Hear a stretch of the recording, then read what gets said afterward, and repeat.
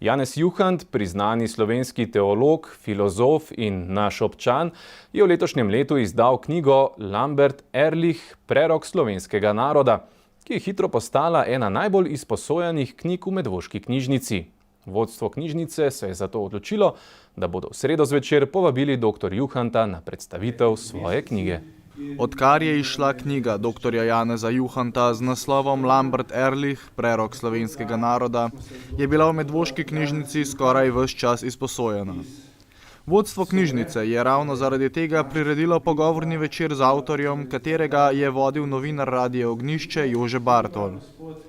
Pogovor, ki je potekal v prostorih knjižnice, je bil močno obiskan, do te mere, da je bilo potrebno prinesti dodatne stole, da so vsi obiskovalci sploh lahko sedeli. Tekom pogovora je avtor predstavil tako življenjepis Lamberta Ehrlicha, Ehrlichov pomen za Slovenijo, predstavil pa je tudi, kako je potekalo samo pisanje knjige in seveda kako to, da se je sploh odločil, da bo napisal delo o Ehrlichu.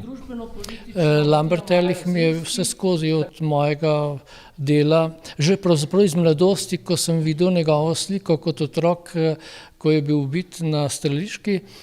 Kasneje sem to mogoče pozabil, kasneje sem se pa kot profesor na teološki fakulteti, ker je bil tudi naš profesor, zelo intenzivno z njim ukvarjal in seveda še posebej v zadnjih letih, ker menim, da je človek, ki je tako kot oseba, pa tudi kot narodni in politični in državniški voditelj izjemno pomemben za nas Slovence in verjetno tudi za širše ljudi tega sveta.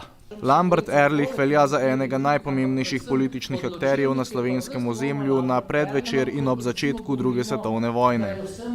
Ehrlich, ki je bil sicer teolog, etnolog in politik, je bil vodilni duh katoliškega prosvetnega dela, bil pa je tudi en prvih vizionarjev samostojne Slovenije, ki je le-to tudi predlagal po kapitulaciji Kraljevine Jugoslavije leta 1941.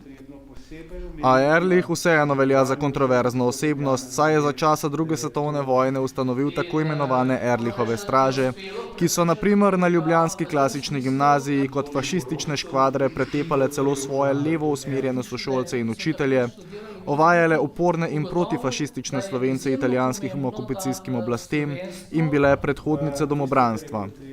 Bil je močan protikomunist, ki je med drugim italijanskim oblastem leta 1942 predlagal, naj ustanovijo in oborožijo slovensko kolaborantsko policijo pod italijanskim vojaškim nadzorom, ki se bo borila proti partizanom.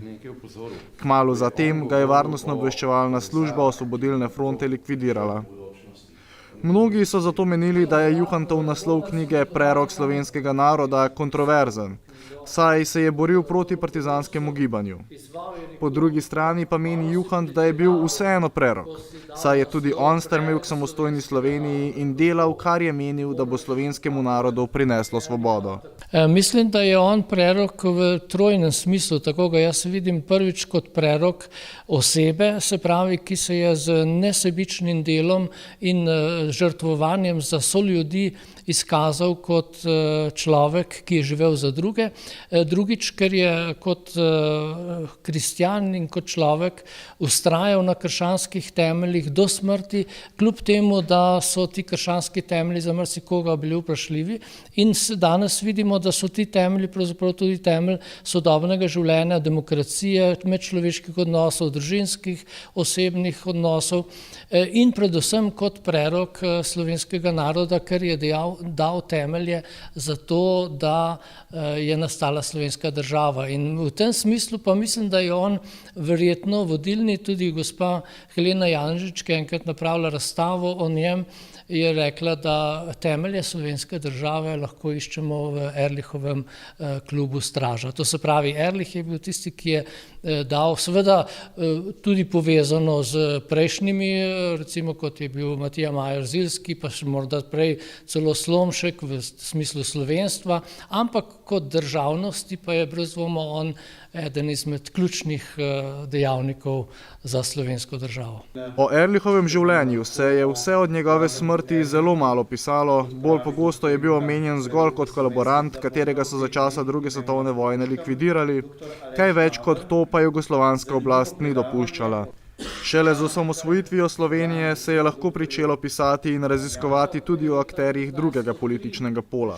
Sploh v zadnjih letih pa je nastalo veliko knjig, ki natančno opisujejo tudi zgodovino desnega političnega pola med drugo svetovno vojno, med katerimi je tudi Juhantovo delo Prerok slovenskega naroda, s čimer se dodajajo koščki zamolčane zgodovine v nek širši mozaik zgodovinske resnice.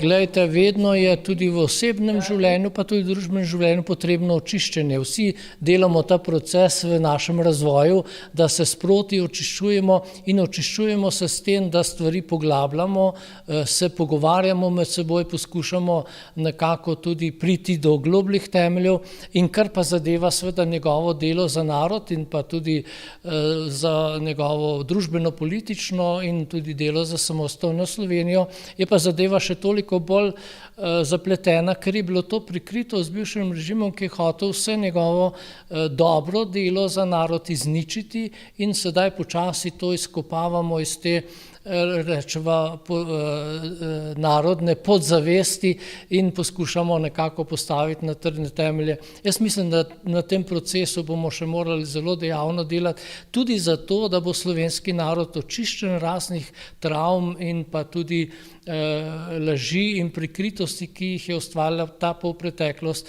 in da bomo bolje in tudi bolj smelo zakorakali v bodočnost. In predvsem mlade ljudi vabim, da se ob tem liku navdušujete, zato ker boste s tem tudi dobili trdnejše temelje za svoje življenje in preživetje. Čeprav je bilo mogoče slišati, da to delo samo še dodatno poglablja slovenski razkol med tako imenovanimi levimi in desnimi, Juhant pravi, da temu ni tako, temveč ravno nasprotno, da je to korak v smeri sprave, saj spravo lahko dosežemo samo, če bomo poznali celotno zgodovinsko resnico. Glejte, temelj na poti k spravi je resnica. To se pravi, gre za to, da odkrivamo resnice o ljudeh, o razmerah, o tudi širšem družbenem položaju in veste, da je to zapleteno že v osebnem življenju, toliko bolje pa seveda tudi v nacionalnem in tudi zaradi tega, ker je bila tako močna propaganda za pokritje, za tako rekoč lažno zakrivanje teh pravih temeljev, je ta pot zelo zahtevna, ampak tako osebno kot družbeno smo vsi verjetno s tem zaznamovani in je potrebno najprej, da vsak samega sebe očisti, poskuša priti nekako na čiste temelje in to je najbolje mogoče v dialogu, v dogovoru z ljudmi in seveda tudi to razdvajanje, o katerem govorite, je seveda posledica tega, da se je na tem vzdrževala slovenska preteklost. Prihodnost pa moramo graditi na sodelovanju in na tudi s tem, da stopimo skupaj, se pogovarjamo in poskušamo ustvariti skupne temelje za našo narodno in državno prihodnost.